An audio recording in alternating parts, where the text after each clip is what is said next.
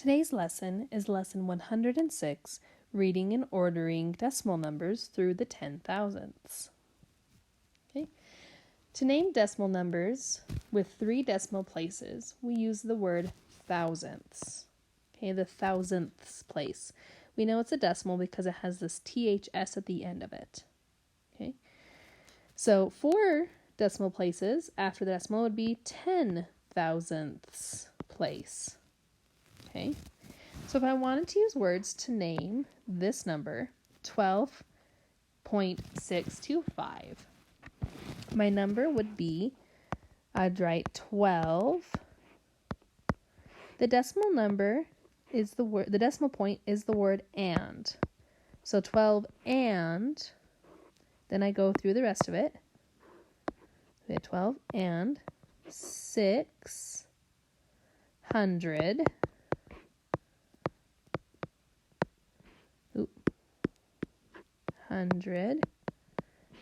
25 thousandths.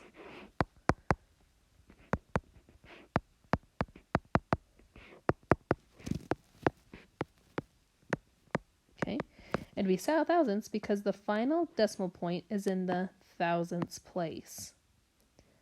Okay, all right. So this number, it says round 7.345 to the nearest whole number. So if I think about it, I want to figure out, is 7.345 closer to 7 or 8? Well, I know the halfway point between the two would be 7.5. So since 7.345 is smaller than that, I know it's closer to 7 than it is to 8. So 7.345 rounded to the nearest whole number would be 7.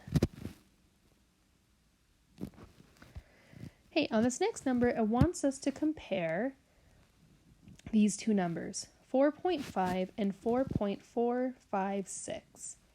The comparison is easier to see if the numbers have the same number of decimal places. So I'm going to attach zeros to the end of 4.5 to make it have the same number of decimal places as 4.456.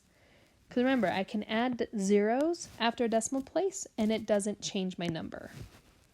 Okay, so looking at the two numbers, we have a 4 and a 4. Well, that's the same. And then I have a 5 and a 4. Well, 5 is bigger than 4.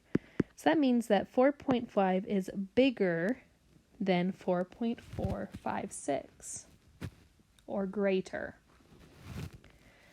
Okay, now it wants me to arrange these decimal numbers from least to greatest. So again, I'm going to make sure they all have the same decimal points to help me out. So I have 0.45, 0.457, and 0.5. So I'm going to add zeros so they all have the same number of decimal places. And now I can compare them. Well, I have a 4, and a 5. So I know that 0.5 is the greatest number. So it's going to go all the way on this side. Okay. So now I have 4.50 and 4.57. So let's look at the next number. 5 and 5, that's still the same.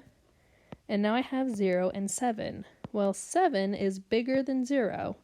So that means that my smallest number is 0.45, then 0.457, and finally 0.5. All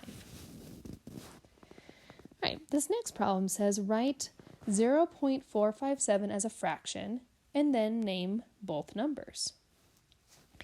So remember to take a decimal and write it as a fraction. The denominator is always the place value of the last decimal place. So this is in the tenths, hundredths, thousandths place value. So this equals 457 over 1,000. And then to write this as in number form, or write the name of this, I would write that it is 457 thousandths.